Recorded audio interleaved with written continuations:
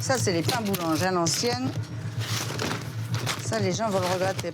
Depuis 40 ans, Alain et Myriam tiennent en couple cette boulangerie du centre de Lille. Le pain, c'est toute leur vie. Pour Myriam, c'est même une histoire de famille. Ses parents étaient déjà boulangers. Moi, je suis née dans la boulangerie de mes parents, puisqu'à l'époque, on n'accouchait pas à la maternité, donc je suis née dedans. Et donc, ça fait, oui, c'est 64 ans de ma vie dans la boulangerie. Le mari de Myriam est lui aussi amoureux du pain. Et s'il est officiellement retraité depuis 5 ans, il n'a jamais vraiment quitté la boulangerie familiale. Mais ce soir, Myriam va elle aussi rendre son tablier. À la fin de la journée, elle prendra sa retraite. Alors pour cette passionnée, difficile de réaliser. Là, pour tout de suite, j'essaie de penser que c'est pas la retraite, c'est un peu comme si je prenais mes vacances. Parce que je me dis comme ça, au moins, ça me permet de tenir bien le coup, nerveusement. Et puis après ça, je ferai comme tout le monde, je vais m'habituer. Après plus de 40 ans à se lever tous les matins pour faire croissants et baguettes, difficile de s'imaginer inactif du jour au lendemain. Comme Myriam, 650 000 baby-boomers quittent le marché du travail chaque année. C'est plus que jamais auparavant. Pour beaucoup d'entre eux, ce passage est synonyme d'inquiétude. Selon Alain Mergier, sociologue spécialiste de la retraite, rien d'étonnant à cela. Partir à la retraite, c'est vécu aussi comme un moment où on est mis en retrait de la société et d'une certaine façon en retrait de soi-même. Alors, comment gérer les angoisses liées au départ en retraite? Pour mieux se préparer au grand saut, certaines entreprises organisent des stages de préparation à la retraite. Ok. Qu'est-ce que vous avez envie d'en faire? Dormir. Oh les voyages, les voyages. Les voyages, oui. Dans ce stage, ces salariés ont décidé de prendre quelques jours pour penser à cette étape importante de leur vie. C'est vraiment tellement un changement de vie qu'il faut vraiment il faut s'y préparer.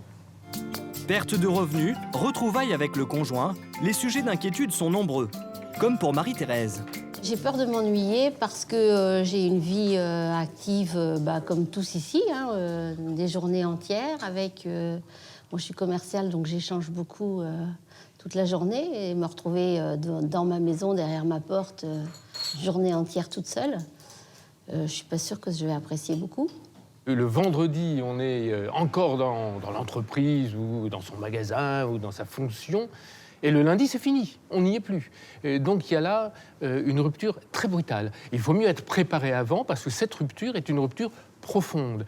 Donc, comme toute rupture, il est très important de l'anticiper, de s'y préparer et de savoir ce qui vous attend après. Jean-Pierre l'a bien compris et il a déjà tout prévu pour sa retraite. Comment je vais organiser ma retraite, je le sais déjà, donc c'est pas un problème. Eh bien, avec tout ce que je peux pas faire actuellement, mes loisirs, la chasse, la pêche, le tennis, mes copains, mes copines, ma famille, je ne pense pas que j'aurai le temps de m'ennuyer. Pour Myriam, notre boulangère presque à la retraite, pas question d'y penser pour l'instant. Il faut faire tourner la boutique. Qu'est-ce qui reste?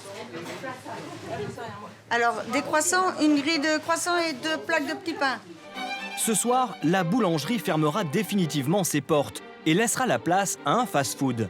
Alors Myriam profite de ces derniers moments pour dire au revoir à ses clients fidèles. Alors, Christian, c'est la dernière, hein? Myriam, c'est la dernière. Qu'est-ce qu'on va te regretter? Notre boulangère préférée. Il nous reste la terrine, mais on n'a plus le pain. Une retraite bien méritée. Une retraite bien méritée. Merci, madame. À bientôt. Bonne chance à tous. Je vous fais à tous la bise. À moi aussi, monsieur. Portez-vous bien. Franchement, je suis contente parce que ils ont compté pour moi et je sens que nous, on a compté pour eux aussi. Ah, mes enfants. Eh ben, c'est un grand jour aujourd'hui, je vous le dis, hein. Mon Dieu. Ah là là. Dernier verre avec les employés avant de fermer le commerce familial. Même les enfants d'Alain et Myriam ont fait le déplacement pour le dernier jour dans la boulangerie de leur enfance. Allez, santé. Allez, santé. À votre retraite, mes Santé, Flo. À notre belle histoire. Un moment chargé d'émotions. Et c'est Alain, le mari de Myriam, qui craque en premier.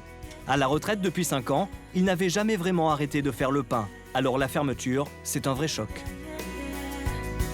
Allez, la page est tournée.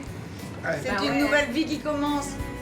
Myriam garde le sourire, car elle sait que pour la suite, elle a du pain sur la planche. Je pense pas que je vais pouvoir m'ennuyer parce que rien que déjà le déménagement, je crois que j'en ai déjà pour au moins 2 mois à me remettre tout en place. Dans quelques jours, Alain et Myriam vont quitter l'appartement qu'ils occupaient au-dessus de la boulangerie. Une page se tourne pour cette famille qui avait acheté cette boulangerie dans les années 70. J'avais exactement l'âge de ma fille quand je suis arrivée. Alors là, je range notre vie dans les cartons. Et ça y est, pour le coup, on s'en va. On s'en va. Direction la Madeleine, à quelques kilomètres de là, où le couple va prendre un nouveau départ. L'occasion de se rapprocher de leur petite fille. Et notre jeune retraitée sait déjà comment elle va occuper ses journées. Je veux faire des choses, j'ai jamais eu le temps parce qu'on était très occupés ici de faire des choses pour ma fille. Eh ben, je vais pouvoir en faire pour ma fille, pour ma petite fille. J'adore la menuiserie, je vais en faire. J'ai 1000 choses à faire. Et puis on va voyager, on va aller voir notre famille, il y a plein de choses à faire. Car la retraite, c'est aussi les années loisirs. Jacotte a 66 ans et comme beaucoup de jeunes retraités en forme, cette Parisienne profite à fond de son temps libre. En bleu, c'est moi. Et quand je suis partie à la retraite, je me suis mise à faire encore plus de sport. J'ai organisé mes journées différemment puisque la journée est un temps libre. Car une retraite réussie, c'est une retraite bien occupée. J'ai déjeuné avec une amie. Je suis donc allée au club l'après-midi pour aider le professeur avec les enfants qui font du karaté. Et ce soir, réunion à la mairie, à l'office municipal des sports à 19h. Si l'ancienne juriste d'entreprise vit si bien sa retraite, c'est aussi parce qu'elle a une passion peu commune, le karaté.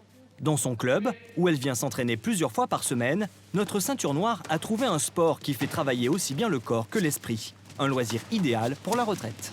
C'est un sport d'abord où on rencontre des gens très sympas. Ça fait travailler tout le corps. Et dans tous les exercices qu'on fait, il y a des enchaînements où on est obligé de faire travailler sa mémoire. Et ça, c'est important parce qu'on arrive vraiment à mémoriser tout et on est content quand on a tout mémorisé. Maintenant, je ne peux pas m'en passer. Grâce à ces activités, Jacotte est une retraitée épanouie. Car que l'on garde ses petits-enfants ou que l'on devienne ceinture noire de karaté, le secret d'une retraite réussie, c'est de s'occuper en se faisant plaisir.